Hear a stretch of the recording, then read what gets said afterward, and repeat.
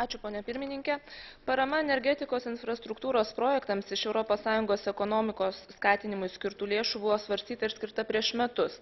Tuomet lėšos numatytos tik 2 rūšių projektams, kuriais siekiama mažinti anglies dvideginio išlakas į atmosferą, tai yra CCS ir vėjo jėgainių parkams Šiaurės jūroje.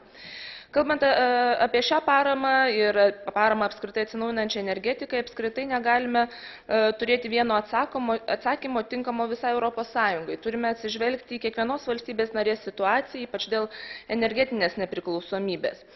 Todėl sveikintinas Europos komisijos siūlymas peržiūrėti lėšų pagal minėtą programą skirimo tvarką, atsižvelgiant į energijos efektyvaus vartojimo skatinimą.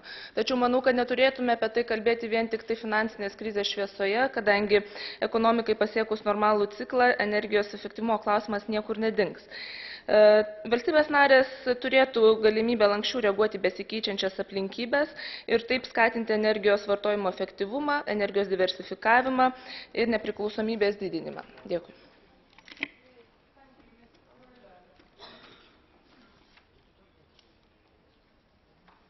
Mr. Perillo. Presidente, nell'attuale difficile contesto economico-finanziario, l'Europa deve continuare a sostenere progetti nel settore dell'efficienza energetica e delle energie rinnovabili